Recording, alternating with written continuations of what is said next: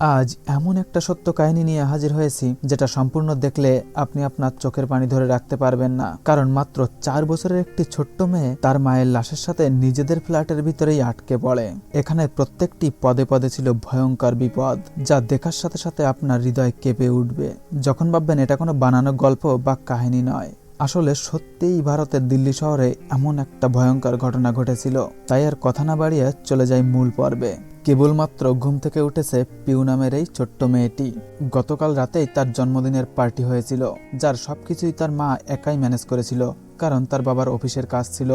ঘুম থেকে ওঠার পর পিউ তার মাকে ডাকে, কিন্তু কোনো সাড়া দেয় না। তাই সে দেরি না করে নিচে চলে আসে বাবাকে খুঁজতে। কিন্তু ততক্ষণে বাবা চলে গেছে অফিসের কাজে। সারা ঘর এলোমেলো হয়ে পড়েছে পার্টির জন্য। পিহু মেন দরজা খুলতে যায়, কিন্তু তার হাত হ্যান্ডেল পর্যন্ত পৌঁছায় না। তাই সে ওখান থেকে খবরের কাগজ নিয়ে উপরে উঠতে যায়। ঠিক তখনই বেলুন ফাটার আওয়াজে সে থেমে যায় আর খেয়াল করে পাইপ থেকে পানি পড়ছে। তাই সে তাড়াতাড়ি ওখানে গিয়ে বন্ধ করার চেষ্টা করে, তবে আবারও তার হাত ওই পর্যন্ত পৌঁছায় না। তাই পিউ নিরাশ হয়ে উপরে চলে যায়। কিন্তু এখানে আমরা দেখতে পাই একটা বোর্ড ফেলানো আছে, যাতে কারেন্ট অন করা। উপরে গিয়ে পিউ টিভিতে গান বাজিয়ে নাচে গায়, কিন্তু তার মার কোনো রেসপন্স নেই। তাই সে নিউজ পেপার নিয়ে মার কাছে যায় আর খুব ডাকে, কিন্তু তাও মা ঘুম থেকে ওঠে না। পিউ বুদ্ধি করে তার মায়ের পছন্দের সিরিয়াল চালু করে, ভাবে হয়তোবা এইবার উঠতে পারে। কিন্তু দুর্ভাগ্যবশত তাও তার মা ওঠে না। পিউ বুঝতে পারছে না, প্রত্যেক দিন তো তার মা উঠে থাকে, কিন্তু আজ কেন মায়ের ঘুম ভাঙছে না। তাই সে খুব কান্না করতে থাকে। তখনই তাকের উপর ফোন বেজে ওঠে। পিউ দৌড়ে গিয়ে নিচে টুল আনতে যায়, কিন্তু সেটা মাঝ পর্যন্ত আনতে না আনতেই কল কেটে যায়। টুলটা ওখানেই রেখে আবার তার মাকে ডাকতে থাকে, কারণ এখন পিউর বাথরুমে যেতে হবে, খেতে হবে, আরো অনেক কিছু, যেটা প্রত্যেকদিন তার মা করতে সাহায্য করত। কিন্তু তাও তার মা ওঠে না। তাই পিউ নিজেই ডাইপার খুলে টয়লেট করতে যায় আর একাই ব্রাশ করার পর মাকে ডাকতে থাকে। সে কিছুই বুঝতে পারছে না মা আজ এত দেরি করছে কেন। কিন্তু তখনই আবার ফোনটা বেজে ওঠে। তাই সে তাড়াতাড়ি টুল নিয়ে আসে, কিন্তু ততক্ষণে আবার ফোনটা কেটে যায়। এবার পিউ বাথরুমে গিয়ে যতটুকু পারা যায় পরিষ্কার করে, তারপর জামা নিয়ে তার মাকে পরিয়ে দিতে বলে। মা কোনো সাড়া না দেওয়ায় পিউ রেগে জামাটা চেলে দেয়। তারপর সে মায়ের উপরে উঠে খুব কান্না করতে থাকে। এখানে আমরা দেখতে পাই তার মায়ের শরীরে অনেক চোটের চিহ্ন। তার মানে কাল রাতের পার্টি শেষে তার বাবা আসলে ঝগড়া হয় আর তার মাকে খুব মারে। এখানে আমরা পরিষ্কার দেখতে পাচ্ছি নিশ্চয়ই খারাপ কিছু হয়ে গেছে, না হলে ছোট্ট মেয়েটির ডাকে মা এত সময় কখন উঠে যেত। বাবা কি মাকে প্রাণে মেরে চলে গেল? তখনই উনার হাত থেকে ঘুমের ওষুধের শিশি পড়ে যায়। তার মানে আমরা বুঝতে পারছি উনি ঘুমের ওষুধ খেয়ে আত্মহত্যা করেছেন। যেহেতু পেউ ছোট আছে, তাই সে বুঝতে পারছে না তার মা মারা গেছে। সে মনে করছে এমনি হয়তো ঘুমিয়ে আছে। তাই ওষুধগুলো উঠিয়ে মাকে বলে, মা আমি এগুলো খাবো। ভাবে এসব বললে যদি মা উঠে আমাকে বোকা দেয়। তখনই ফোন আবার বেজে ওঠে। এইবার পিউ কোনোভাবে ফোন পর্যন্ত পৌঁছে যায়, কিন্তু দুর্ভাগ্যবশত ফোনটা পড়ে তাকে নিচে চলে যায়। তবে হাতে লেগে কলটা রিসিভ হয়ে গেছিল।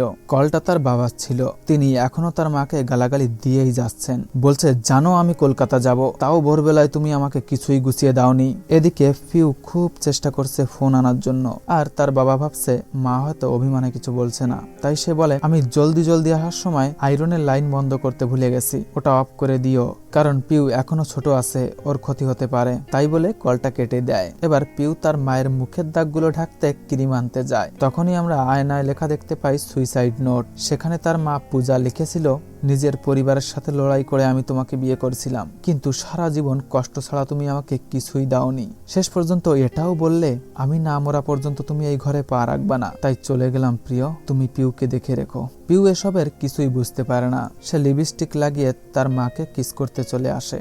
তারপর তার মার মুখে ভালো করে ক্রিম লাগিয়ে দেয়, যাতে ওই দাগগুলো আর দেখা না যায়। আর সাথে সাথে নিজেও বেশ ভালো করে সারা গা হাত পায়ে লাগায়। এবার সে খেয়াল করে আয়রন থেকে জামা পুড়ে ধোয়া বেরোচ্ছে। তাই সে জামাটা ছেলে দিয়ে টেবিলের আশেপাশেই ঘুরতে থাকে, আর একটু পরেই আয়রনে হাত দিয়ে বসে। এতে সে খুব ব্যথা পায় আর কাঁদতে কাঁদতে মায়ের কাছে যায়, কিন্তু তার মা কান্না থামায় না আর আঙ্গুলেও ফু দিয়ে দেয় না। তাই পিউ মায়ের উপরে উঠে ব্যথায় খুব কাঁদতে থাকে। কিছুক্ষণ পর তার ঘুম ভাঙলে পিউ ওখানে তার মায়ের পাশে শুয়ে শুয়ে খেলতে থাকে। একটু পরে যখন খিদে পায়, তার মাকে বলে, দুধু খাবো মা, এখন ওঠো না, আর কতক্ষণ ঘুমিয়ে থাকবা, খুব খিদে পেয়েছে। মা উত্তর না দেওয়ায় সে একাই পিঠা আনতে যায়, কিন্তু বোতলটা উপরে থাকায় পিউ নামাতে গিয়ে সেটা ফ্লোরে পড়ে সারা দুধ বেরিয়ে যায়। পিউ জায়গাটা পরিষ্কার করে যাতে তার মা বকা না দেয়। এরপর সে রান্নাঘরে গিয়ে দুটো রুটি দেখতে পায়, কিন্তু রুটি ঠান্ডা থাকায় সে মাইক্রো ওভেন চালু করতে গিয়ে গিজারটাও অন করে দেয়। ওভেনের ভিতর একটা রুটি দেয় গরম করার জন্য, কিন্তু অতিরিক্ত গরম হওয়ার কারণে রুটিটা পুড়ে যায়। এদিকে তার খুব খিদে পেয়েছে, মা থাকলে এত সময় কখন খাইয়ে দিত, কিন্তু সে হাল ছাড়ে না। বাকি থাকা আরেকটা রুটি গরম করতে দেয় গ্যাসের চুলায়। পিউ এসব আগে কখনোই করেনি, দুর্ভাগ্যবশত এটাও পুড়ে যায়। তাই সে চলে যায় ফ্রিজে। ফ্রিজের দরজা টাইট হওয়ায় অনেক কষ্টে খুলে সেখানে পেয়ে যায় কাল রাতের বেঁচে থাকা কিছু কেক। তাই খেয়ে পিউ মোটামুটি খিদে মেটায়। একটু পরে এসে ফ্রিজ থেকে সমস্ত সবজি বের করে ওরই ভিতর ঢুকে পড়ে আর দরজা বন্ধ করে ফেলে। সে খুব ভয় পায় আর ভিতর থেকে বাইরে আসার জন্য অনেক নাড়াচাড়া করে। উপর থেকে সসের বোতল সহ নানা জিনিস পড়ে যায়। তারপর সে অনেক কষ্টে কান্না করতে করতে বেরোতে সক্ষম হয়, কিন্তু সামনে রুটি আর সস পেয়ে আবার তাই খেতে থাকে। পিউ মনোযোগ সহকারে খাচ্ছিল, তখনই ঘরের কলিং বেল বেজে ওঠে, কারণ ময়লা নেওয়ার জন্য লোক আসছে। কিন্তু পিউ দরজা পর্যন্ত পৌঁছাতে না পৌঁছাতেই লোকটি চলে যায়। পিউ রুটি নিয়ে গিয়ে তার মাকে খেতে বলে, কিন্তু সে কোনো উত্তর না দেওয়ায় শেষমেশ নিজেই খেতে শুরু করে। এবার সে বেলুন নিয়ে খেলতে থাকে, কিন্তু তখনই আবার ফোনটা বেজে ওঠে। তার হাতের ওইটা দিয়ে ফোন বার করে নিয়ে এসে মায়ের কানে দিলে বাবা বলে, তুমি সমস্ত সুইচ অফ করেছো তো?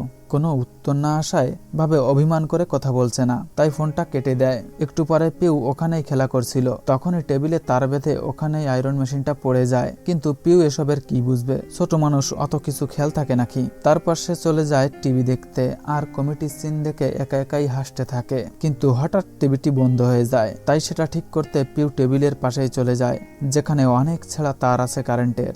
সেখানে গিয়ে পিউ সুইচ অন অফ করতে থাকে। ততক্ষণে বাইরে দুধওয়ালা চলে আসে।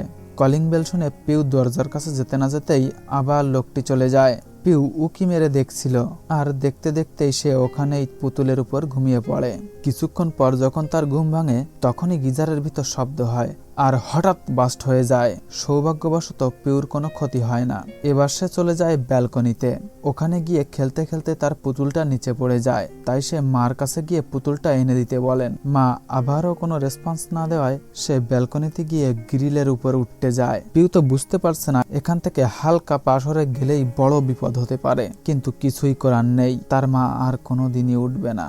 যাই হোক, তখনই পাশের প্লাট থেকে একটা মহিলা বোকাজোকা করে। কেউ তো আর বুঝতে পারছে না ঘরের ভিতর কি হচ্ছে। পিউ মহিলার কথা শুনে আবার ঘরে চলে যায় আর সেখানে গিয়ে ফ্যামিলি ফটোগুলো দেখে টাইম পাস করে। তখনই তার বাবা আবার কল করে। ফোন রিসিভ করলে বলে, পূজা, আমার ভুল হয়ে গেছে, তুমি আমার উপর আর রাগ করে থেকো না, কথা বলো প্লিজ। কিন্তু তখন পিউ বলে, মা ঘুমাচ্ছে। তাই বাবা বলে, মা জাগলে বলো বাবা সরি বলছে। এদিকে আমরা দেখতে পাই ফোনের ব্যাটারিটাও শেষ, কিন্তু পিউ তাতে গান বাজিয়ে ফ্লোরের উপরে খেলা করতে থাকে। খেলতে খেলতে সে ক্লান্ত হয়ে একটু পরেই মায়ের উপরেই ঘুমিয়ে পড়ে। কিছুক্ষণ পর যখন পিউয়ের ঘুম ভাঙে, তার আবার খুব খিদে পেয়ে যায়। মাকে বলে, উঠো, আর কত সময় ঘুমিয়ে থাকবা, এইবার অন্তত উঠো মা, আমার খুব খিদে পেয়েছে, দুধ বানিয়ে দাও। কিন্তু তার মা উঠবে না, এটা আমরা সবাই জানি। তাই সে হতাশ হয়ে ওখান থেকে চলে যায় আর ফিনাইলের বোতলে দুধ ভেবে নেয়। আস্তে আস্তে পিটারে ঢালতে থাকে, কিন্তু সঠিকভাবে না ঢালায় হাত থেকে ফিনাইলের বোতল পড়ে যায়। তাই সে আবার তার মার কাছে এসে বলে, মা খুব খিদে পেয়েছে, ওঠো না মা, ওঠো। কিন্তু তার মা কোনো উত্তর না দেওয়ায় সে খুব কাঁদে। তারপর সে আবার খাবারের খোঁজে নিচে চলে আসে। এখানে প্রায় সব জায়গায় পানি পানি হয়ে গেছে, তার মানে ওখান থেকে এখনো পানি পড়ছে। যাই হোক, পিউ টেবিলের নিচে গিয়ে কিছু খাবার পায় আর ওখানেই খেতে থাকে।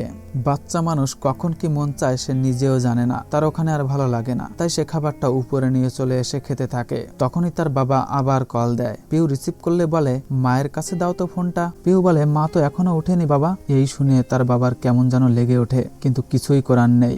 বাড়ি আসতে আসতে প্রায় রাত হয়ে যাবে। পিহু ফোনটা চাপতে চাপতে কলটা কেটে যায়। পরপরই সে এই ঘরে এসে মাকে খাওয়ানোর চেষ্টা করে, কিন্তু তার মা না উঠায় তাকে বিরক্ত করতে ঘুমের ওষুধ উঠিয়ে বলে, খেয়ে ফেলবো, যাতে ওর মা উঠে ওকে বোকা দেয়। কিন্তু মা কিছু না বলায় সে একটা বড়ি খেয়ে ফেলে আর ঘরের জিনিসপত্র দিয়ে খেলতে থাকে।